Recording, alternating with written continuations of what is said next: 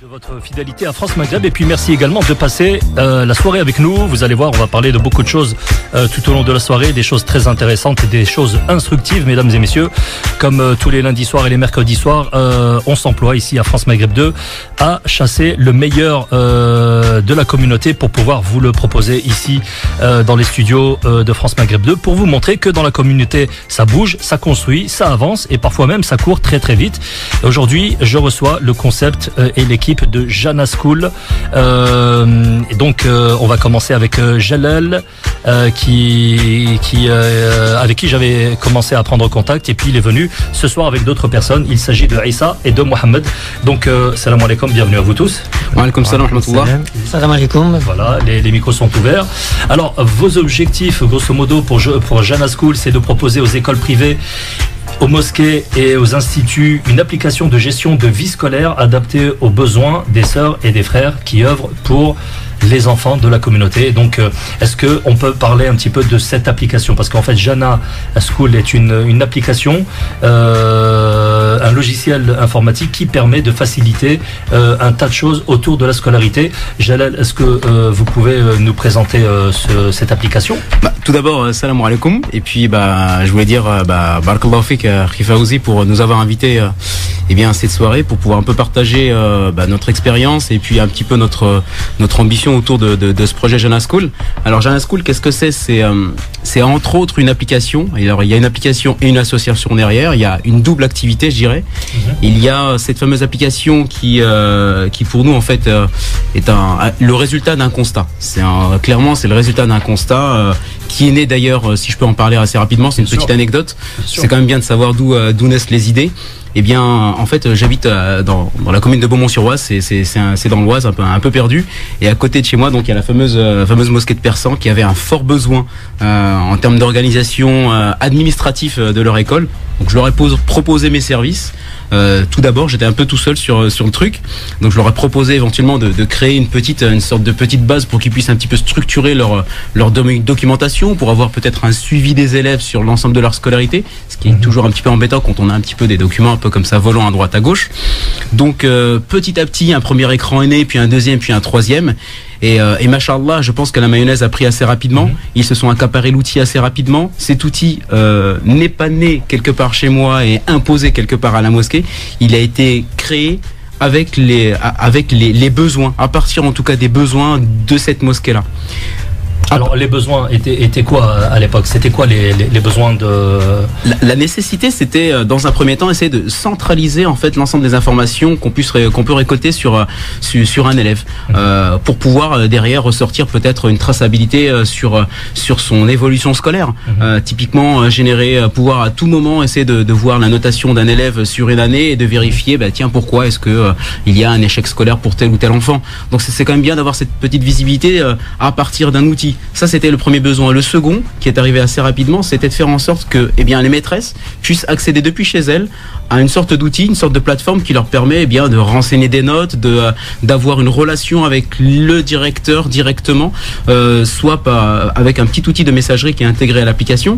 Donc, alhamdoulilah, c'est de réseau social quoi pour les... C'est une sorte effectivement de micro-réseau social qui va se créer entre effectivement l'ensemble du cadre administratif, aussi bien les professeurs que la direction.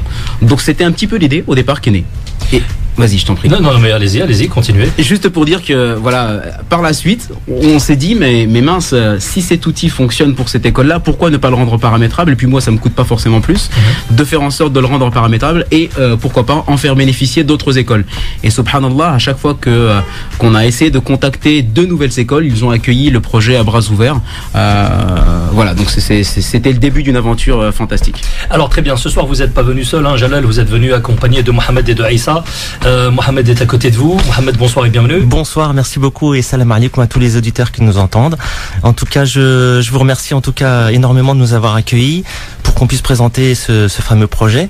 Alors, je vais vous donner un petit peu moi aussi mon ressenti et ce que j'ai vécu et j'espère encore vivre beaucoup d'aventures avec l'outil Jana School. Donc alors Jalal m'a parlé de cet cet outil, on va dire que c'est un ami de longue date. J'ai fait mes études et on s'est croisés au travail chez un client. Donc nous, on travaille chez des grands comptes, chez des clients, et vous êtes tous les deux informaticiens, c'est ça? Voilà. Alors c'est vrai que l'origine, alors on n'a pas donné notre, on va dire, on s'est pas présenté au niveau professionnel, c'est que voilà, on est dans l'informatique et c'est vrai que ça nous facilite beaucoup la tâche parce qu'aujourd'hui toutes les technologies et les systèmes d'information, on est dedans. Ouais. Et je pense qu'aujourd'hui on a besoin de on va dire de ces compétences. Et ces compétences, on les met en valeur pour la communauté. Voilà, l'idée c'est ça en fait. Alors ce logiciel, Jana School, est un logiciel de votre création en fait.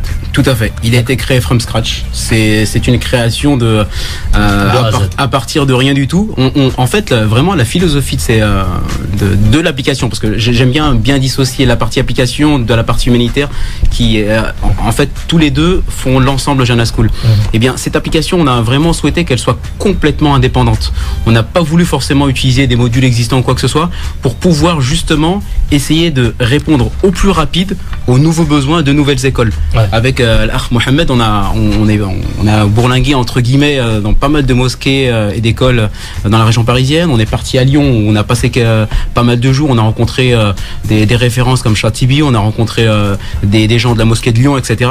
Et à tout moment, on avait forcément un excellent ressenti de ces personnes en face de nous, mais au-delà de ça, ils avaient des besoins spécifiques. Et du fait qu'on ait gardé cette indépendance technique ou fonctionnelle, eh bien ça nous permet de faire évoluer très rapidement notre application et de l'adapter aux nouveaux établissements.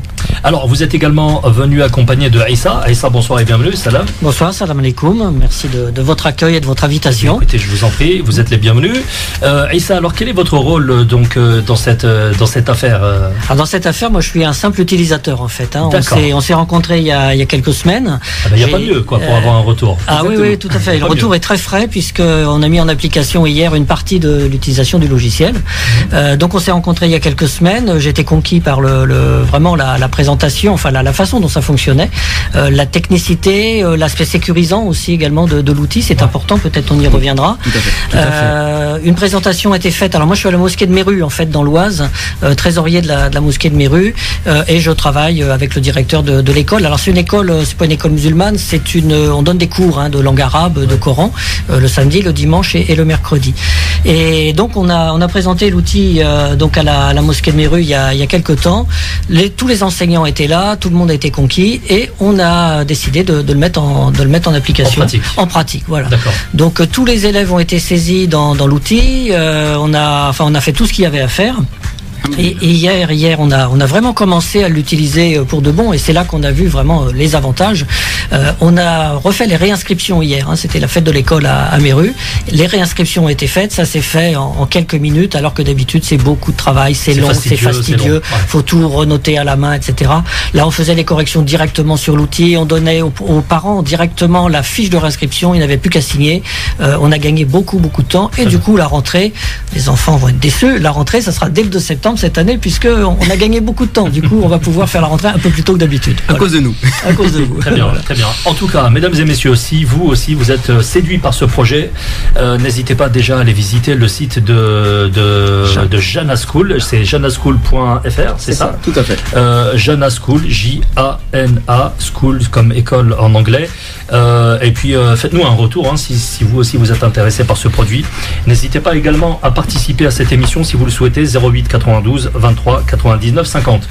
Il est 22h20, on va marquer une pause publicitaire et musicale et puis on vient juste derrière pour continuer à découvrir et à parler avec nos amis de Jana School. Accompagné jusque minuit. Je vous rappelle que nous sommes toujours avec nos invités de la première partie de cette émission. Jalal, Issa et Mohamed qui viennent nous parler du projet Jana School. Vous pouvez aller sur le site de janaschool.fr pour avoir une idée de quoi il s'agit. Et puis en deuxième partie d'émission, je recevrai Massil. Massil est un jeune entrepreneur, il a monté sa boîte de transitaire en import-export. Donc en deuxième partie d'émission, on parlera d'import et export. Et si vous aussi, vous voulez vous lancer dans le business, eh bien il vous donnera quelques ficelles. Allez, on revient à Jana School, notre affaire de la première partie. Et Mohamed, la question est pour toi. Est-ce qu'on peut parler des différentes fonctionnalités de cette application? Alors en fait, Jalel, lui, c'est le développeur de l'application, donc il vous donnera plus de détails sur l'application. Moi, j'ai plus travaillé sur la partie sécurisation des données, donc on pourra en parler tout à l'heure. D'accord. Alors on va commencer avec Jalel. Il n'y a pas de problème. Les fonctionnalités. Alors les fonctionnalités de l'application, en fait, je dirais qu'il y a deux familles de fonctionnalités.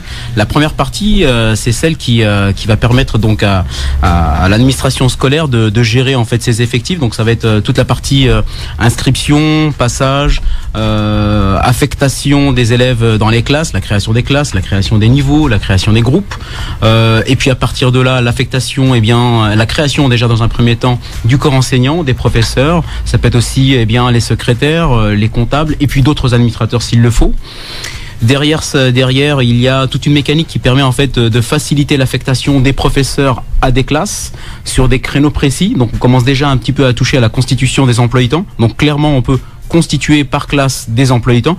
Je dirais que nativement, en fait, l'outil est assez accessible. Il n'y a rien de très complexe. On invente vraiment avec cet outil, on n'invente pas la roue. Tout le monde peut l'utiliser. Alors, je vais vous donner un exemple. Aujourd'hui, je ne sais pas si on peut le citer, mais s'il nous écoute, en tout cas, je lui passe le salam. On a le hajj de Erani, une personne donc de la mosquée de Erani. Masha'Allah, c'est une personne d'un certain âge et tabarakallah, il utilise l'application sans aucun problème. Il a eu quelques petits soucis au départ en me disant. La génération 2.0. Hein. Il m'a fait peur au départ. Je me suis dit, il va peut-être pas cartonner quand même. Eh ben si, il a cartonné. Alors, Mohamed, toi, tu interviens sur la partie sécurisation des données. Alors pourquoi c'est important de sécuriser tout ça? Alors, je vais vous dire, on a rencontré une mosquée, un directeur, et tout de suite, il nous a dit, la première question, moi, je vais vous donner des informations sur mes élèves, sur mes professeurs, il y a des coordonnées téléphoniques, etc. Et il a dit, est-ce que vos données sont sécurisées? Alors, on lui a répondu qu'on est en train de travailler sur l'architecture, et on est parti avec GLL sur l'idée d'héberger, comme si c'était vraiment un projet professionnel. Vraiment, on est parti vraiment sur la partie très technique. On a dit voilà, le site sera hébergé chez un fournisseur d'accès. Et on a acheté un certificat SSL, c'est vraiment pour sécuriser des données. C'est comme si c'était des données bancaires, comme si vous allez acheter un produit aujourd'hui sur Internet. Donc, en termes de sécurisation de données, on lui a donné tous les éléments qu'il fallait. Et aujourd'hui, quand vous vous connectez sur Jana School, vous allez passer de l'HTTP à l'HTTPS qui est sécurisé. D'accord, très bien. Donc, voilà. Alors justement, qui peut bénéficier de cette application et comment faire pour en bénéficier? Alors, qui peut? Je dirais absolument tous. Dès lors qu'on a une école et qu'on souhaite, qu'on a un souci ou un besoin en tout cas d'organiser son école, je pense que on peut utiliser Jana School. D'autant plus que Jana School est complètement gratuit. On le dit et on le redit. C'est un outil qui est gratuit, qui est accessible à tout le monde. Il y a des fonctionnalités. Tout à l'heure, on n'a pas eu le temps de parler de l'ensemble des fonctionnalités, mais il y a une multitude de fonctionnalités que nous pouvons utiliser, que la personne peut utiliser ou pas. Il y a un module qui s'appelle gestion financière qui permet de tracer les recettes et les dépenses. Si l'école décide de tracer ses recettes dépenses à partir de l'application, elle le fait. Si elle ne le souhaite pas, elle dégage le module de côté, elle l'utilise pas. Donc c'est vraiment presque à la carte. Elle utilise les fonctions qui lui plaît. Elle peut ne pas, par exemple, utiliser la partie emploi-temps parce qu'elle considère que ce qu'elle veut, c'est uniquement gérer l'effectif, donc le passage et puis c'est tout des élèves. Ça peut être ça. Donc tout le monde peut bénéficier de cette application. L'appli est gratuite. Comment y accéder? C'est très simple. janaschool.fr. Il y a donc, vous allez découvrir un certain nombre de choses, mais bon, je pense qu'on en parlera un petit peu après, qui est la partie humanitaire, qui est justement la finalité, Inch'Allah, de cette application. Parce que là, pour le moment, on a parlé de la cause de cette association. Maintenant, on va essayer de parler de la conséquence vers laquelle on va arriver de cette assoce. La raison qui nous anime en tout cas à fournir cette application gratuitement. Donc, n'importe qui peut s'inscrire. Les auditeurs peuvent aller très facilement sur un lien qui s'appelle l'application Jana School. On n'est pas inscrit, on clique dessus, on arrive sur un formulaire. C'est assez basique, le nom de la mosquée, son adresse, les contacts, surtout très important l'adresse mail parce que ça va permettre derrière de recevoir un mail de confirmation de validation d'inscription. Ça c'est important. Est-ce que vous pensez, Aïssa, que cette application peut contribuer à une meilleure gestion de la scolarisation des enfants, des élèves? Oui, carrément, je pense. Alors, et mieux gérer leur parcours aussi. Tout à fait, il y a plusieurs aspects. Alors, je parlais de l'aspect financier, parce que je suis le trésorier, donc c'est vrai que moi, ça m'a intéressé, cet aspect financier, parce qu'on peut bien gérer la gestion des flux, des cotisations, etc. Donc, c'est important, sinon, c'est parfois un peu compliqué. Ouais. Maintenant, pour le suivi des élèves, pour revenir à votre question, oui, c'est important. Je vois que les professeurs ont été conquis par le système. On va pouvoir noter, donc les notations vont se faire directement sur l'outil. On va pouvoir communiquer directement avec les parents. On a les adresses mail, etc. On peut vraiment très facilement dire aux parents lorsqu'il y a une information importante à leur donner. Voilà, ça c'est important, la communication avec les parents. C'est quelque chose qui manque parfois dans les écoles. Enfin, du moins chez nous, ça manquait un petit peu quand même. Donc le suivi, effectivement, le suivi du parcours de l'élève. D'autant plus que c'est pour ça que je voulais mettre en route dès cette année. C'est-à-dire que là, on est en train de reprendre toute l'activité 2014-2015, on est en train de la rentrer dans le système, parce que grâce à ça, on va avoir un suivi d'année en année de l'élève, du préparatoire jusqu'à sa 4e année. Donc là, on gagne du temps. Et de voir l'évolution aussi. Et de voir l'évolution, de voir les notes qu'il a pu avoir, etc. Donc là, on est en train d'enregistrer toutes les données 2014-2015 pour prendre de l'avance pour l'année prochaine, être encore plus efficace. Voilà. C'est fabuleux. Jalal, tout à l'heure, on parlait de la mise à disposition de ce logiciel de manière gracieuse. Je suppose que derrière il y a une stratégie. Est-ce que vous pouvez nous en parler? Alors, la stratégie, en fait, elle est en soi assez simple. D'ailleurs, je crois qu'on essaie de l'expliciter autant que faire se peut sur le site internet. L'idée, c'est quoi? L'idée, c'est de proposer dans un premier temps l'outil complètement gratuitement donc aux écoles. Déjà, fils abilillah, donc déjà, on est vraiment en quête de hasanat. Je pense que la démarche, elle est clairement religieuse. Ce qu'on veut, c'est vraiment l'amal as-saliha, incha'Allah. En tout cas, tout ce qu'on demande, c'est qu'Allah accepte nos actions. Ce qu'on veut, c'est effectivement travailler pour aider la communauté de manière complètement gracieuse. La deuxième étape, et c'est là où on essaie de chercher le deuxième bénéfice, toujours fi sabilillah, c'est de faire en sorte, c'est d'inviter en tout cas ces instituts qui vont utiliser cette application, et puis les parents qui eux aussi vont avoir, Inch'Allah, très rapidement le module d'accès parents, eh bien, de contribuer dans des causes de lutte contre la déscolarisation dans le monde. L'idée, c'est quoi? C'est qu'aujourd'hui, Jannah School, l'association Jannah School, elle espère faire quoi? Elle espère vraiment mener des projets de lutte contre la déscolarisation. C'est vraiment ça. C'est de dire, si on essaie de récolter un maximum de dons de la part des personnes qui bénéficient de l'application pour aider je ne sais quelle école, prenons un exemple simple, ça peut être une école en Malaisie sur l'île de Tioman par exemple, des petits enfants qui sont en manque de fournitures ou qui ont peut-être des murs délabrés dans leur école, pourquoi pas Jannah School, avec les dons de tel et tel institut, on a pu rénover l'établissement, on a pu racheter des cartables, on a pu faire des choses, machallah, je pense que là pour le coup, clairement dans notre tête, je pense qu'on aura acquis quelque chose. Je pense qu'on sera arrivé à quelque chose de très intéressant. Bien sûr, évidemment. En plus, vous fournissez aussi des chiffres officiels de l'UNESCO sur votre site, c'est ça. Où on apprend avec stupéfaction que 58 millions d'enfants entre 6 et 11 ans dans le monde ne sont pas scolarisés. 58 millions d'enfants. C'est impressionnant. C'est un pays, c'est la France. C'est ça. Voilà, à travers le monde, donc 58 millions d'enfants âgés entre 6 et 11 ans ne sont pas scolarisés et je pense qu'ils ne le seront peut-être jamais. C'est dommage. C'est vraiment dommage. Ouais. Alors vous deux, vous avez travaillé sur le projet. Comment est-ce que vous avez à trois? Alors, il y a une troisième personne. Vous avez travaillé ensemble. Alors il y a une troisième personne, malheureusement elle n'est pas avec nous, mais c'est très important, Yacine nous a rejoint. En fait, Jalal a commencé le premier, et quand il m'a parlé du projet, je l'ai tout de suite rejoint parce que j'ai vu que c'était un projet qui était très intéressant, et puis il fallait ramener de la complémentarité sur la partie infrastructure et du socle en fait de l'outil. Et donc en fait on en a parlé.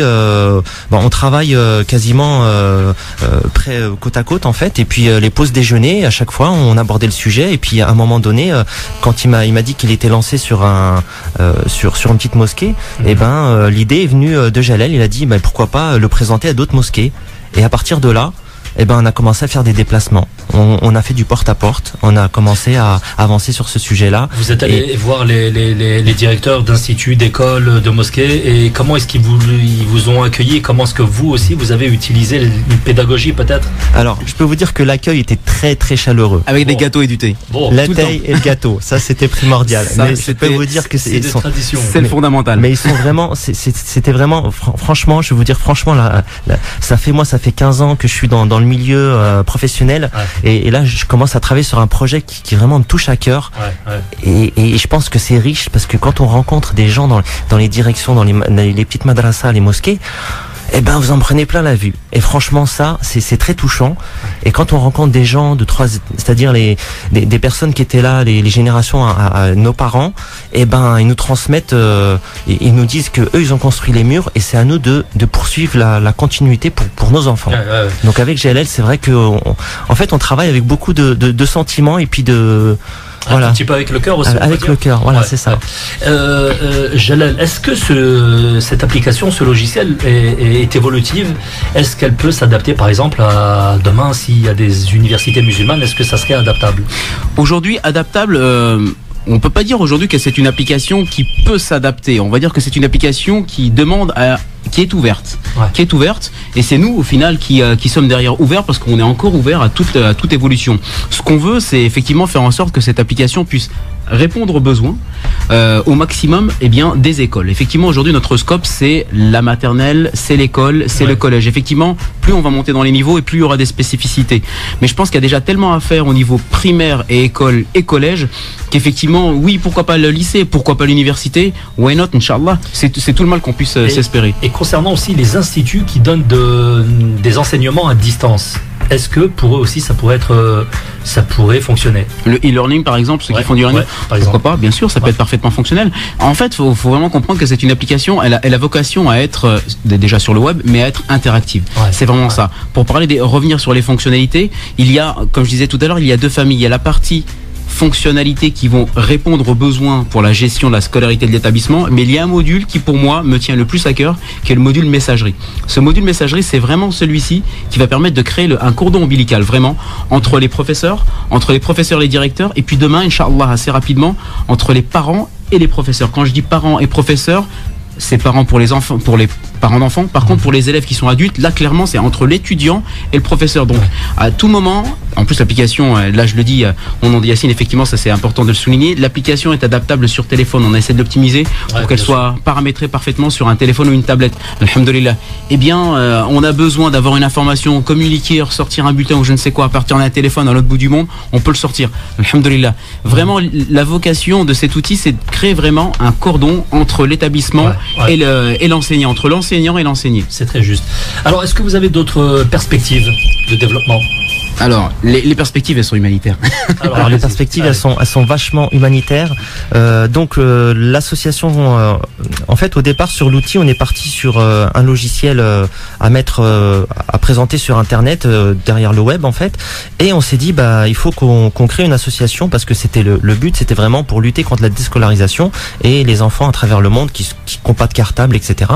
Et donc on est parti sur ça, c'est faire des dons pour que l'association puisse mener des projets humanitaires à travers le monde même en France. Et même en France. Et c'est ouvert à tous. Franchement, c'est un projet qui est vraiment qui nous tient à cœur. Et on s'est dit avec cette idée-là, on a tellement de travail à faire pour nos enfants, pour les personnes qui sont en déscolarisation, qui sont démunies, qu'avec un petit peu, c'est-à-dire que chacun peut apporter un élément et avec l'union de tous, on peut arriver à un résultat concret. Alors, j'ai quelqu'un pour vous au téléphone, quelqu'un qui nous a appelé. Bonsoir, allô, qui est là? Allô. On a entendu le téléphone sonner, donc on s'est dit qu'il y avait quelqu'un. Bon, il n'y a personne, c'est pas grave. Vous l'avez entendu comme moi. Oui, tout à fait, oui. Bon, écoutez, c'est pas grave, n'hésitez pas à nous rappeler, mesdames et messieurs, 08 92 23 99 50. N'hésitez pas aussi à aller sur le site de Jana School, janaschool.fr, et je vous rappelle, à partir de 23h, la deuxième partie de l'émission sera consacrée à l'import-export. On recevra Massil, qui est donc transitaire, et il vous parlera de transit et d'import-export. Les amis de Jana School, on va marquer une toute petite pause musicale et puis on revient juste derrière pour conclure cette émission. À tout de suite. Ok.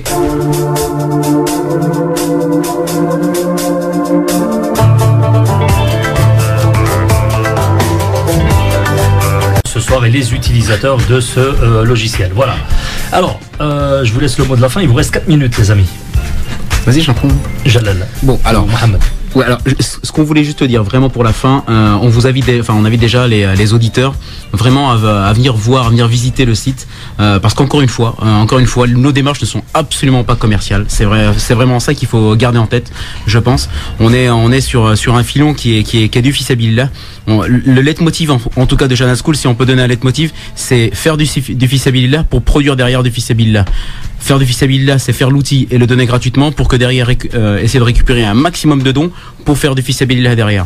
Ouais. Vraiment, l'objectif c'est carrément ça. Et au-delà de ça, je pense que d'ailleurs c'est clair que c'est une nécessité. Quand des personnes font des dons, il y a besoin d'une traçabilité et on a besoin derrière quand on va mener des actions, Inch'Allah, c'est de faire en sorte d'alerter ou en tout cas tenir informé l'ensemble des donateurs de tout ce qui a pu être fait, Inch'Allah. Quand on mène un projet, c'est dire voilà, typiquement qu'est-ce qu'on a fait avec ces dons là, apporter des photos, etc. Vraiment créer de la même manière que sur l'application, créer une interactivité sur l'aspect donation, Inch'Allah. Voilà. Mohamed.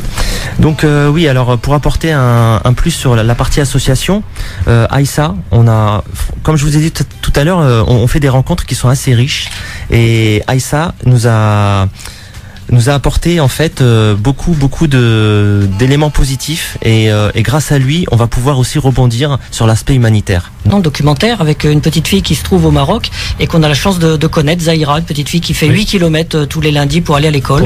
Voilà, donc je suis allé dans le foyer de Zahira, on a apporté des choses, des vêtements, etc. C'est dans quelle région du Maroc? C'est du côté d'Asnis, donc vers Marrakech, dans la vallée d'Imlil. Donc on travaille déjà avec cette vallée-là et notamment avec le foyer. Et également avec le Croissant Rouge marocain de Marrakech, puisque je travaille déjà pour le Croissant Rouge. Donc on va pouvoir, et c'est ça qui est important, vraiment la traçabilité. Quand on apportait des vêtements dans le foyer de Zahira, l'autre fois, on apportait 15 tenues pour les 15 petites filles, pour qu'elles puissent toutes aller à l'école, parce que c'était l'hiver qui arrivait, voilà, qu'elles aient chaud. Et on a envoyé les photos, les parents qui ont donné les vêtements ont vu les photos, les enfants qui se sont cotisés pour payer le transport ont vu les photos. Donc pour nous, c'est important. Voilà. D'accord. J'espère que vous allez pouvoir leur donner des news très rapidement. Inch'Allah. Voilà, écoutez, c'est la fin de l'émission. Vous avez quelque chose à rajouter avant qu'on ferme le rideau? Avant de fermer le rideau, on souhaite à tout le monde, à tous les auditeurs, par anticipation, un excellent Ramadan. Un bon Ramadan. Parce que c'est quand même dans quelques jours, Inch'Allah. Donc là, il va y avoir le cagnard, faut faire attention, quoi. D'accord, ok. Voilà. En tout cas, merci à toi, Fawzi, de nous avoir accueillis. Merci beaucoup, super sympa. Et un dernier mot, c'est que tous les jeunes qui sont motivés, qui veulent aller de l'avant, c'est possible. Vous partez d'un petit projet de chez vous avec un ami, vous prenez un café, vous discutez de ça, et puis au fur et à mesure, ça se développe. Ouais, voilà. Et ça aboutit. Et ayez confiance. On a tous des compétences, il faut les mettre en valeur. On est une communauté aujourd'hui, et franchement, je peux vous dire que tous les gens qu'on rencontre aujourd'hui dans les écoles, on rencontre des gens qui sont riches en valeurs humaines, en connaissances, franchement, il faut aller de l'avant, il faut avoir confiance en soi, et je compte sur vous. Voilà, moi je voulais juste dire, c'est pour rebondir sur ce que dit Mohamed Boing. Donc pour rebondir, c'est super important parce que le fait de rencontrer les personnes, et je tire mon chapeau, et je veux le dire à l'antenne, je tire mon chapeau à ces sœurs et à ces frères qui travaillent et qui œuvrent pour nos enfants dans les écoles et dans les mosquées. Parce que très franchement, c'est un travail de dur labeur qu'ils font très tôt le matin le samedi, qui finissent très tard le samedi soir et le dimanche et la semaine. Donc c'est des gens qui triment, vraiment qui luttent et qui travaillent. Et je pense qu'à un moment ou un autre, il faut leur tirer le chapeau, et je voulais en profiter pour le faire. C'est des gens qui œuvrent pour nous, et vraiment félicitations. En tout cas, moi aussi je vous félicite, bravo pour le travail que vous avez effectué. Merci. Et j'attends de vos nouvelles rapidement. Merci beaucoup, à vous aussi, je vous souhaite un excellent Ramadan. Allez, on va marquer la dernière pause de l'heure, la pause musicale, et on revient à partir de 23h avec notre prochain invité. Il s'agit de Massil, qui est